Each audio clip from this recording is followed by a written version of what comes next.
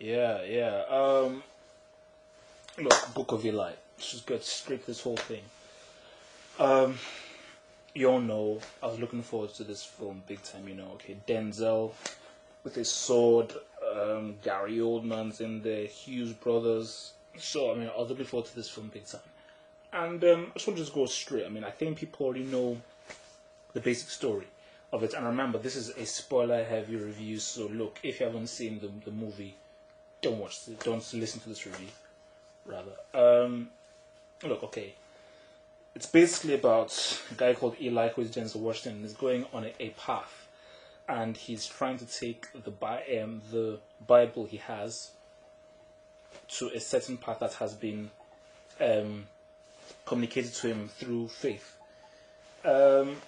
So basically, we follow his journey across the landscape, a la Mad Max, towards this place, So, and then obviously he then meets, he then stops by a town which is ruled by Gary Oldman's character Carnegie, and obviously Gary Oldman's character, he wants this Bible because he wants this Bible to be able to rule over the people, to use the right words to rule over the people and begin civilization, because we're now in a post-apocalyptic time period where the human civilization is right down the tubes, it's in the toilets, and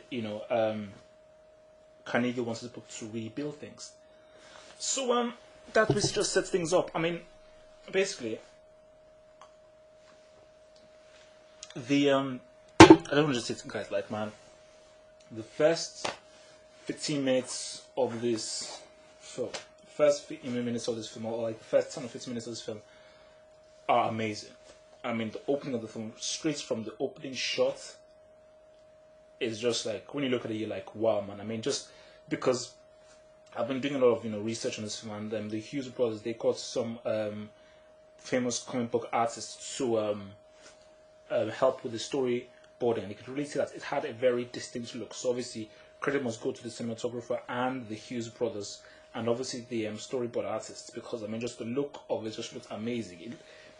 Because people say, oh, it's like Mad Max, it's like The Road. I'm like, yeah, okay. If of course it's going to look similar, but still, this has a very distinct look that I haven't really seen before, and the look is it just looks amazing, really. Those first few shots when you just see it's panning down and just seeing the massive landscape and Eli walking through it, it's just amazing. Even the look of Eli as well, his grizzly beard, the way he's just trudging on, and you could even, and like Denzel is amazing because you can see the struggle in his eyes, just in his eyes and his demeanor and his aura, you can just see the struggle of it, But and also, I just have to say that one of the craziest action scenes that I've ever seen, and obviously the chateau fight is obviously, that's to the right, left, and north. But because I was talking to Danny Soprano about this earlier, like the action scene when Eli first sees the first few band of not so merry men is pretty crazy. It is pretty crazy. Just first of all, how the guys look and everything, and with them with that, like this kind of gold things, and they look dirty there. Their teeth is all messed up, and when Eli says, "Listen, man, you put that hand on me again, you're not going to get it back." You're like, okay, he's going to do something. And I genuinely can remember the last time I actually said "whoa" in the cinema, when I actually exclaimed and just said "whoa" in the cinema.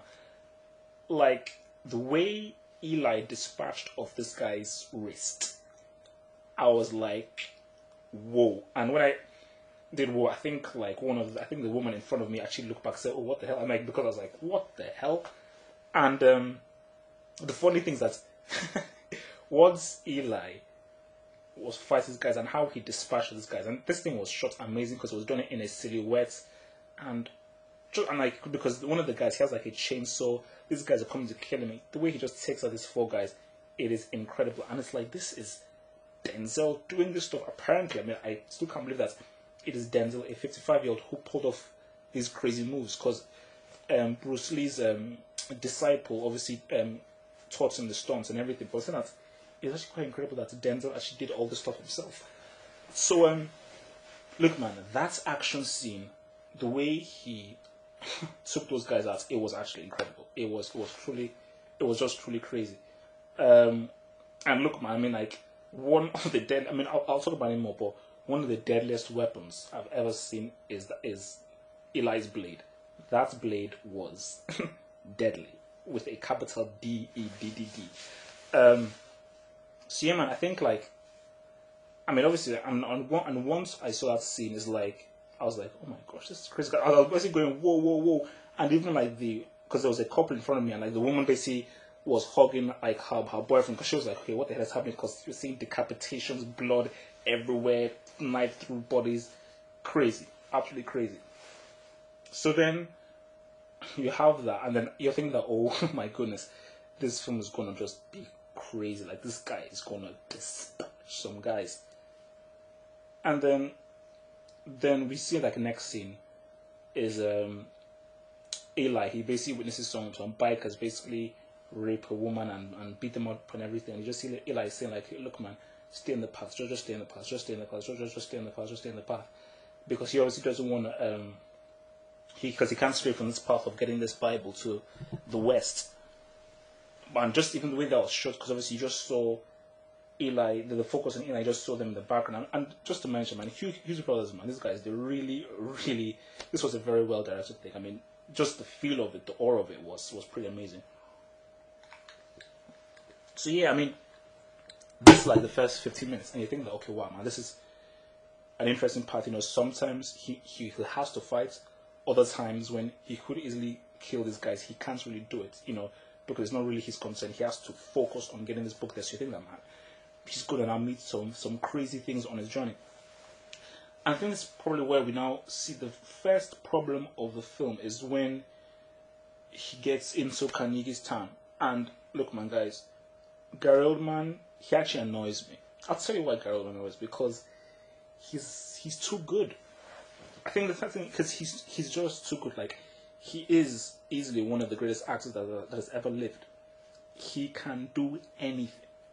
I mean, this guy, he's not played like the so-called villain for all these years, and this guy delivered one of the just craziest characters. That every time I saw him, I was literally under pressure when I saw him. I was like, man, this guy is just like, and just like the voices he picks, how perfectly he stays with whatever accent of voice he's chosen, his eyes, the way he does his mouth. I mean, Gary Oldman is ridiculous. He's just a ridiculous actor, and I mean, people just do not appreciate the ridiculous talent that Gary Oldman is, and he is easy. I don't care what anyone says. You can bring your Pacinos, your Brandos, your Day-Lewises, your De Niro's, all these guys. Gary Oldman, he's one of the greatest actors that has ever lived.